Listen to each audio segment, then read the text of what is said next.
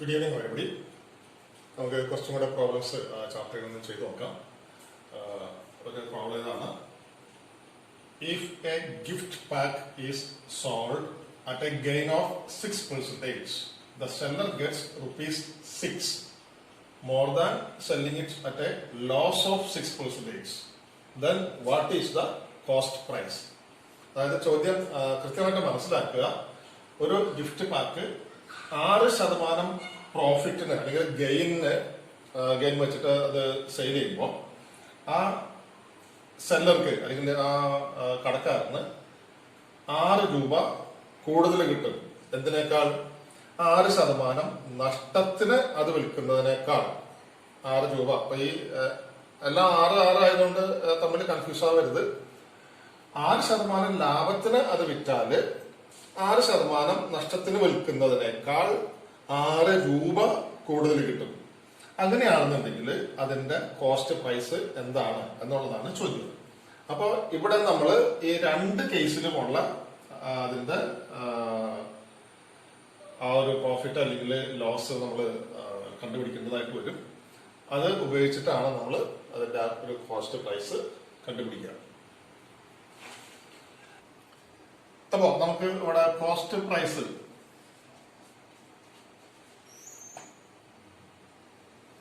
നമുക്കറിയില്ല. അപ്പൊ നമ്മൾ അതിനൊരു X എന്ന് കൊടുത്തു, ₹X.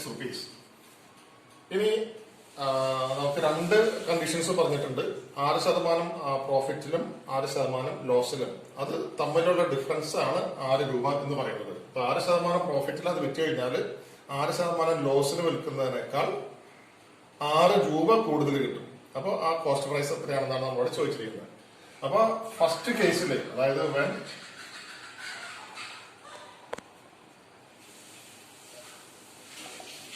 profit is 6%. അപ്പൊ ഈ കേസിൽ selling price is equal to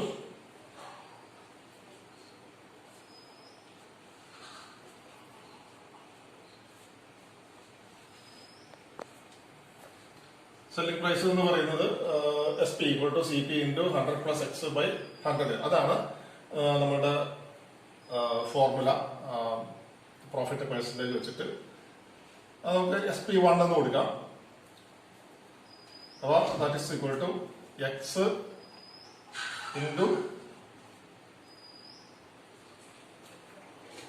ഇവിടെ 100 പ്ലസ്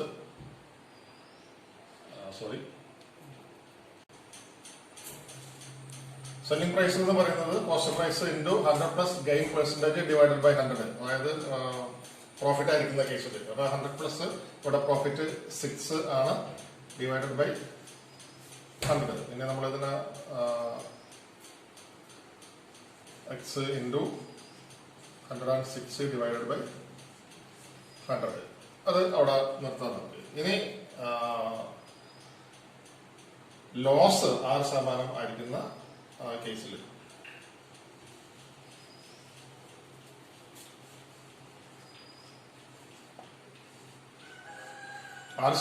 ലോസ് ആകുന്ന കണ്ടീഷനിൽ സെല്ലിംഗ് പ്രൈസ് എത്രയാണ്? അതായത് നമുക്ക് SP2 എന്ന് കൊടുക്കാം. SP2 is equal to ഇവിടെ cost price CP into 100 minus loss percentage divide by 100. ഇതാണ് വരിക. That's equal to X into 100 minus 6 divided by 100. ഇതാണ് സെക്കൻഡ് കേസിൽ, അതായത് 6% ലോസ് വരുന്ന കേസിൽ സെല്ലിംഗ് പ്രൈസ് ഇതാണ്. ഇനി നമുക്ക് തന്നിരിക്കുന്നത് ഈ 6% പ്രോഫിറ്റിൽ അത് വിൽക്കുമ്പോൾ 6% ലോസിൽ വിൽക്കുന്നതിനേക്കാൾ ₹6 കൂടുതൽ കിട്ടും എന്നുള്ളതാണ്. അതായത് SP1 minus SP2 equal to 6. അപ്പൊ SP1 എന്ന് പറയുന്നത് നമുക്ക് X ഇൻറ്റു 106/100. അതുപോലെ SP2 എന്ന് പറയുന്നത് X ഇൻറ്റു 100 മൈനസ് 6 എന്ന് പറയുമ്പോൾ 94/100. That is equal to 6. ഇതാണ് നമുക്ക് ക്വസ്റ്റ്യൻ അനുസരിച്ച് നമുക്ക് കിട്ടുന്ന ഒരു കാര്യം എന്ന് പറയുന്നത്. അപ്പോൾ ഇത് നമ്മൾ സിംപ്ലിഫൈ ചെയ്താൽ 106x by minus 94x by 100 equal to 6. ഇനി ഇതിന് നമ്മൾ LCM എടുത്താൽ LCM 100 106x minus 94x equal to 6. അപ്പോൾ 106x മൈനസ് 94 106 മൈനസ് 94 എന്ന് പറയുമ്പോൾ that is 12x equal to 6. ഇനി ഇത് നമ്മൾ ക്രോസ് മൾട്ടിപ്ലൈ ചെയ്താൽ 12x is equal to 6 into 100. അപ്പോൾ x is equal to 600 divided by 12.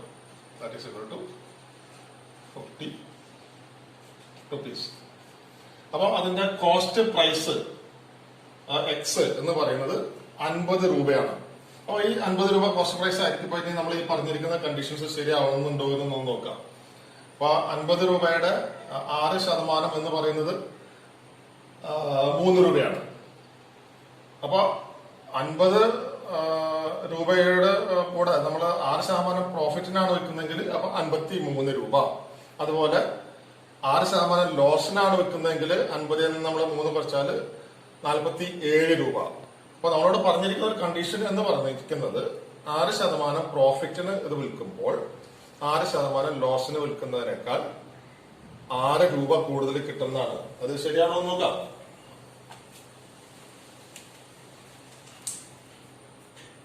Six percentage of 50 എന്ന് പറയുന്നത് 3 രൂപയാണ്. അപ്പൊ ഇനി 6% പ്രോഫിറ്റിന് വെക്കുമ്പോൾ 50 പ്ലസ് 3 ഈക്വൽ ടു 53. 6% ലോസിനാണ് വെക്കുന്നതെങ്കിൽ 50 മൈനസ് 3 ഈക്വൽ ടു 47. അപ്പൊ ഈ 53 മൈനസ് 47 ഈക്വൽ ടു 6. അപ്പൊ പറഞ്ഞിരിക്കുന്ന ഒരു കണ്ടീഷൻ ശരിയാണ്. അപ്പൊ അതിന്റെ കോസ്റ്റ് പ്രൈസ് എന്ന് പറയുന്നത് 50 രൂപ. ഇനി നമുക്ക് വേറൊരു പ്രോബ്ലം ചെയ്ത് നോക്കാം. സിമ്പിൾ പ്രോബ്ലം ആണ്, ഡയറക്റ്റ് ആയിട്ടുള്ള ഒരു ക്വസ്റ്റ്യൻ ആണ്, മറ്റ് കോംപ്ലിക്കേഷൻസ് ഒന്നുമില്ല. എ സം ഓഫ് റുപ്പീസ് 2668 2668 രൂപ അമൗണ്ട്സ് ടു റുപ്പീസ് 4669 4669 രൂപ in 5 years with simple interest. Simple interest ആണ്. Then what is the interest rate?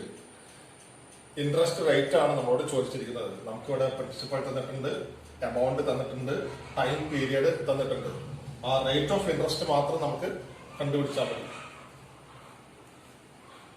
തന്നിട്ടുള്ള കാര്യങ്ങളൊന്നും എടുത്ത് എഴുതാം. P is equal to 2668. Amount A is equal to 4669. 4669. Time period T എന്ന് പറയുന്നത് 5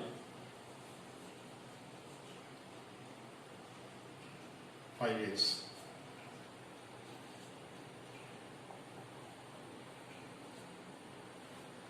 ഇവിടെ നമുക്ക് കണ്ടുപിടിക്കേണ്ടത് ഇൻട്രസ്റ്റ് റേറ്റ് ആണ്.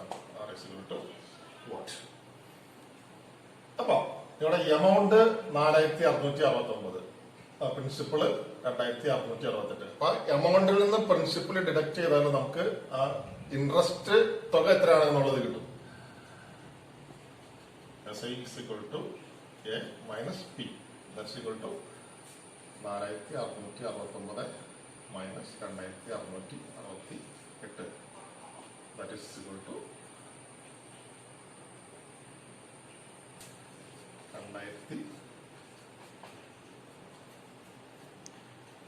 2001 രൂപയാണ് സിമ്പിൾ ഇൻട്രസ്റ്റ് എന്ന് പറയുന്നത്. ഇനി ഈ simple interest SI equal to PRT by 100.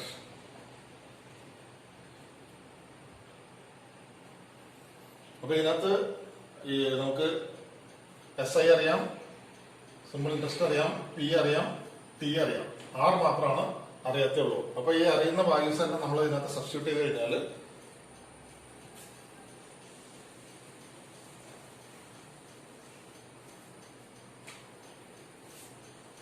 That is 2001 equal to 2668 into R into 5 divided by 100. ഇനി നമ്മൾ ഇതിനെ ക്രോസ് മൾട്ടിപ്ലൈ ചെയ്താൽ 2001 into 100 equal to 2668 into 668 into 5 into R.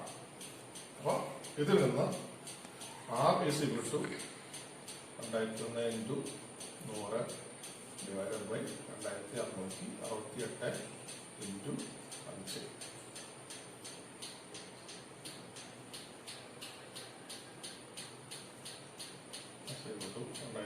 Into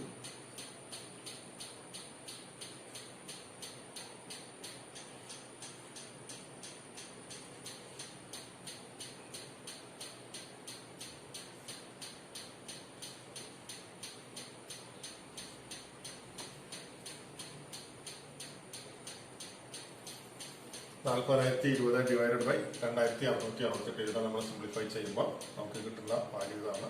അത് കിട്ടുന്നത് 15. അപ്പോൾ ഇവിടെ ഇൻട്രസ്റ്റ് റേറ്റ് എന്ന് പറയുന്നത് 15%. ഈ 2668 രൂപ 15% പലിശ നിരക്കിൽ 5 വർഷത്തേക്ക് ഡെപ്പോസിറ്റ് ചെയ്യുമ്പോഴാണ് അത് ഈ പറഞ്ഞ 4669 രൂപയായിട്ട് എമൗണ്ട് ഇൻക്രീസ് ചെയ്ത് വരുന്നത്.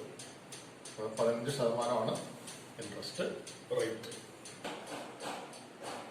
അടുത്തൊരു ചോദ്യം നോക്കാം.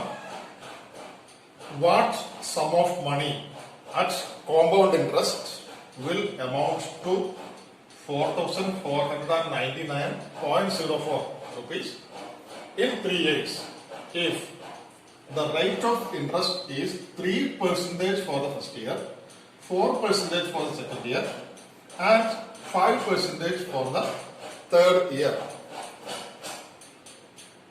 ശ്രദ്ധിക്കുക, ഇത് കോമ്പൗണ്ട് ഇൻട്രസ്റ്റ് ആണ്.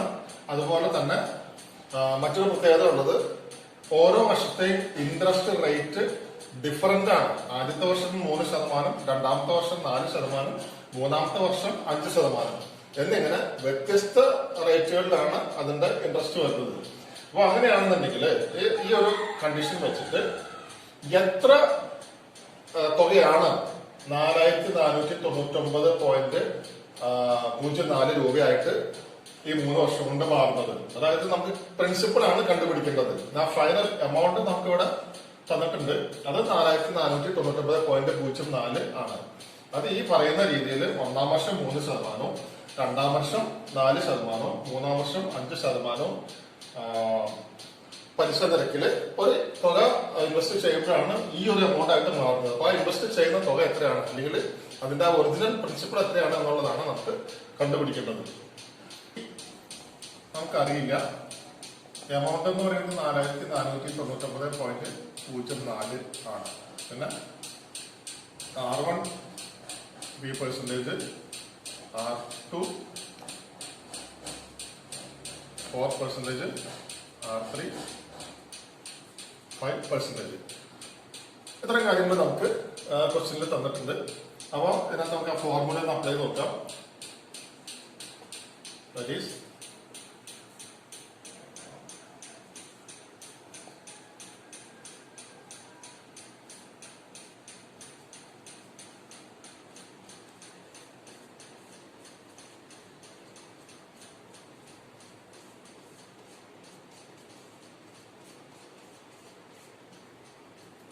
ഇതാണ് നമ്മൾ അപ്ലൈ ചെയ്ത formula. Amount A equal to P into 1 plus R1/100 into 1 plus R2/100 into 1 plus R3/100. ഇതാണ് നമ്മൾ അപ്ലൈ ചെയ്യേണ്ടതായിട്ടുള്ള ഫോർമുല. ഇനി നമുക്കറിയാവുന്ന വാല്യൂസ് നമുക്ക് ഇതിനകത്തേക്ക് ഒന്ന് കൊടുത്തു നോക്കാം. ഇതിനകത്ത് ഈ പ്രിൻസിപ്പൽ പി ഒഴിച്ച് ബാക്കിയെല്ലാം നമുക്ക് അറിയാവുന്ന കാര്യങ്ങളാണ്. 4499.04 equal to P into 1 plus R1 3/100 into 1 plus 4/100 into 1 plus 5/100.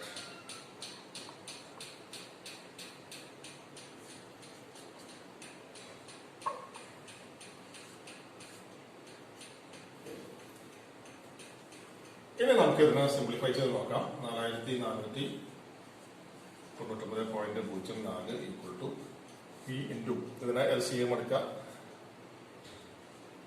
100 plus 100 into 100 into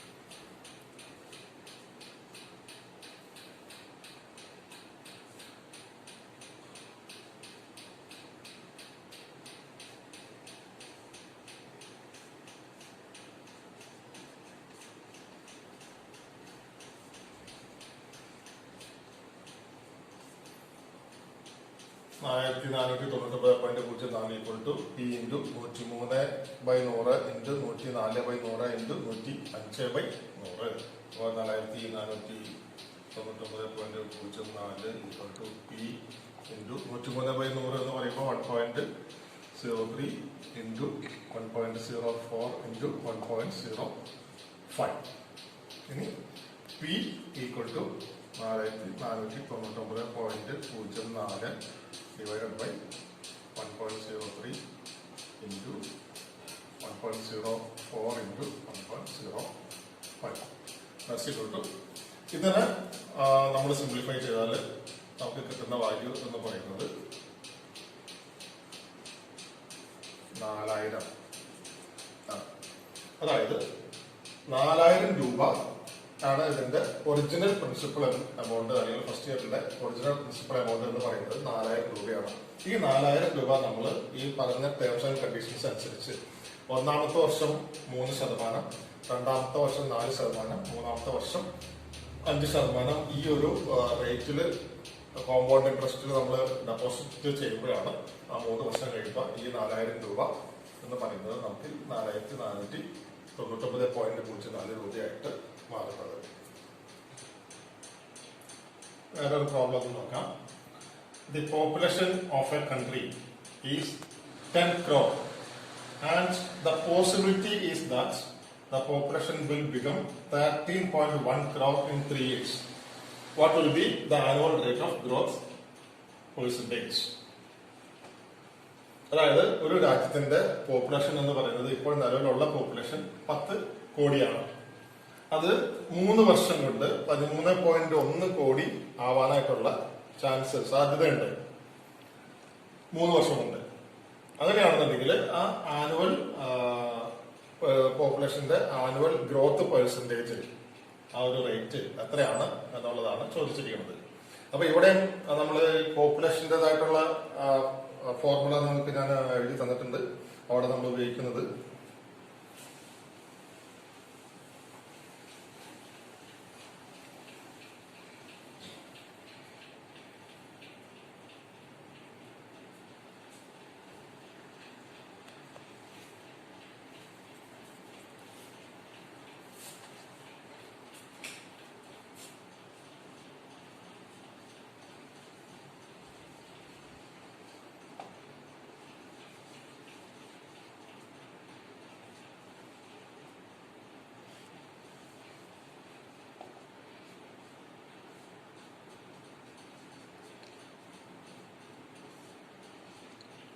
population after nth year equal to p into 1 plus r by 100 whole raised to n എന്നുള്ള ഫോർമുലയാണ് നമ്മൾ ഉപയോഗിക്കുക.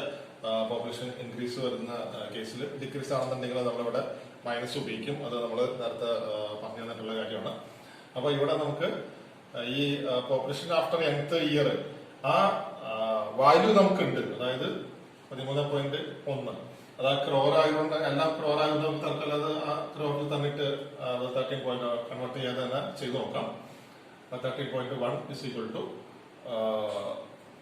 10 crore ആണ് original population. അപ്പൊ into 1 plus 6. ഈ 6 ആണ് നമുക്ക് അറിയാത്തത്. 6/100 whole raise to n എന്ന് പറഞ്ഞാൽ 3 years ആണ്. അപ്പൊ എന്റെ സ്ഥാനത്ത് നമ്മൾ 3 കൊടുത്തു. ഇനി നമ്മളൊന്ന് ചെയ്ത് പറഞ്ഞാൽ 13.1 is equal to 10 into 1 plus r/100. അതായത് ഇപ്പൊ നമ്മൾ ഇതിനെ LCM എടുത്താൽ 100 plus r whole cube. ഇനി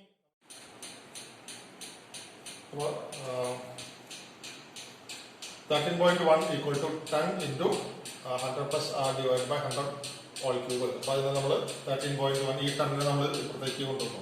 ക്രോസ് മൾട്ടിപ്ലിക്കേഷൻ സ്റ്റൈൽ നമ്മൾ ഇങ്ങോട്ട് കൊണ്ടുവന്നാൽ 13.1 divided by 10 is equal to 100 plus r divided by 100 whole cube.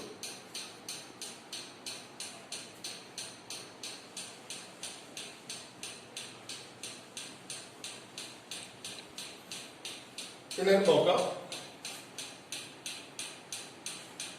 ഇവിടെ നമുക്കിത് 100 plus R divide by 100 whole cube ആണ്. ഇവിടെ 13.10 ഡിവൈഡ് ബൈ 10 ആണ്. ഇപ്പോൾ നമുക്കറിയാം, നമ്മളൊരു ഫ്രാക്ഷന്റെ ന്യൂമറേറ്ററിനെയും ഡിനോമിനേറ്ററിനെയും നമ്മൾ ഒരേ വാല്യൂ കൊണ്ട് മൾട്ടിപ്ലൈ ചെയ്താൽ അതിന്റെ ആ ടോട്ടൽ വാല്യൂവിന് വ്യത്യാസം വരുന്നില്ല. അപ്പൊ ഇവിടെ നമ്മള് ഇത് നമുക്ക് കുറച്ച് നമ്മുടെ ഒരു ബ്രില്യൻസ് ഉപയോഗിച്ച് ചെയ്യുന്നതായിട്ടുള്ള ഒരു കാര്യമാണ്. അല്ലാന്നുണ്ടെങ്കിൽ നമുക്ക് ഇത് ഡയറക്റ്റ് പിന്നെ അതിന്റെ കാൽക്കുലേഷൻസ് ഒക്കെ ചെയ്ത് സിംപ്ലിഫൈ ചെയ്ത് ചെയ്യുന്നതാണ്. പക്ഷെ ഇവിടെ നമുക്കൊരു ചെറുതായിട്ടുള്ള ഒരു എളുപ്പം കിട്ടും നമ്മൾ അങ്ങനെ ചെയ്താൽ.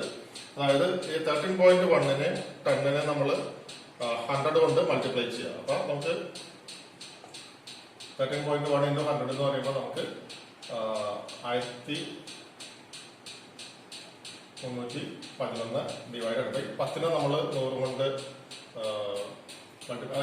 ഞാനത് അങ്ങനെ ചെറിയൊരു കറക്ഷൻ ഉണ്ട്. ആ ക്വസ്റ്റനിൽ നിങ്ങളതൊന്ന് കറക്റ്റ് ചെയ്തേക്കാം. നമുക്ക് 3 വർഷം കഴിഞ്ഞിട്ടുള്ള പോപ്പുലേഷൻ 13.1 ആണ് പറഞ്ഞിരിക്കുന്നത്. 13.1 അല്ല, 13.31 crore ആണ്. ആ ഒന്ന് ക്വസ്റ്റനിലൊന്ന് കറക്റ്റ് ചെയ്തേക്കാം.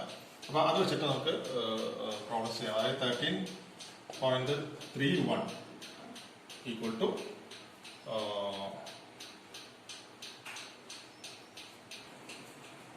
അപ്പൊ 13.31 crore ആണ്. അതൊരു മിസ്റ്റേക്ക് ആയിരുന്നു, അതൊന്ന് കറക്റ്റ് ചെയ്യാം. അപ്പൊ 13.31 is equal to 10 into 100 plus r divided by 100 whole cube.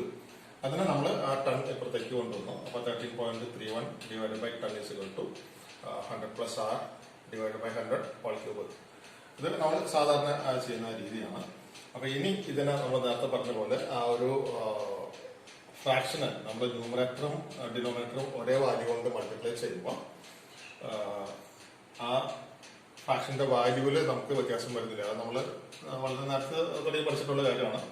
അപ്പോൾ ഈ 13.31 into 100 ഡിവൈഡഡ് ബൈ 10 into 100. അപ്പൊ ഇവിടെ നമ്മൾ ന്യൂമറേറ്ററും ഡിനോമിനേറ്ററും 100 കൊണ്ടാണ് മൾട്ടിപ്ലൈ ചെയ്യുന്നത്. അപ്പൊ അതുകൊണ്ട് ഇതിന്റെ ടോട്ടൽ വാല്യൂവിന് വ്യത്യാസം വരുന്നില്ല. പക്ഷെ അങ്ങനെ ചെയ്യുമ്പോൾ നമുക്ക് വേറെ ഒരു എളുപ്പം വരുന്നുണ്ട്. അത് നമുക്ക് അടുത്ത സ്റ്റെപ്പിൽ അത് മനസ്സിലാവും. That is equal to 100 plus R divided by 100 whole cube. അപ്പൊ ഈ 13.31 എന്ന് പറഞ്ഞാൽ നമുക്ക് 1331 by 1000 equal to 100 plus R divided by 100 whole cube. ഇങ്ങനെ പറയും. അപ്പൊ ഇവിടെ ഉള്ളൊരു പ്രത്യേകത എന്ന് വെച്ചാൽ ഇവിടെ നമുക്കുള്ളത് 100 plus R divided by 100 whole cube ആണ്. അതുപോലെ ഇവിടെ ഈ 1331 ബൈ 1000 എന്ന് പറയുമ്പോൾ 1331 എന്ന് പറയുന്നത് 11ന്റെ ക്യൂബാണ്. അതുപോലെ 1000 എന്ന് പറയുന്നത് 10ന്റെ ക്യൂബാണ്.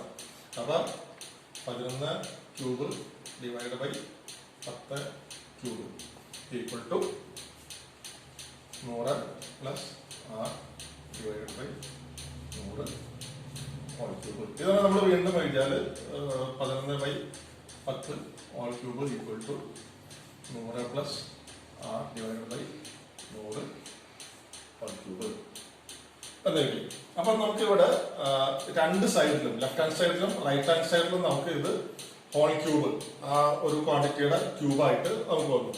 അപ്പോൾ നമുക്ക് ആ ക്യൂബ് നേരെ അങ്ങോട്ട് ഒഴിവാക്കാം.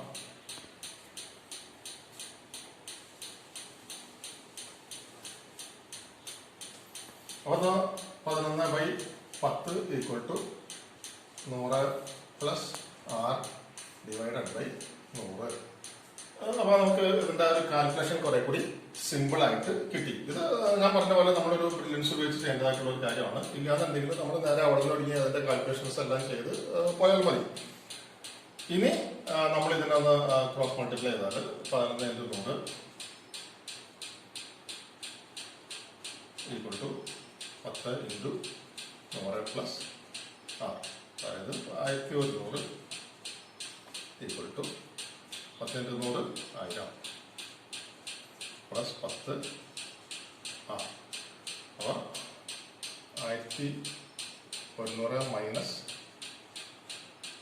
1000 ഈക്വൽ ടു 10 ആർ, അതായത് 10 R is equal to 100 or R is equal to 100 divided by 10, that is equal to 10%.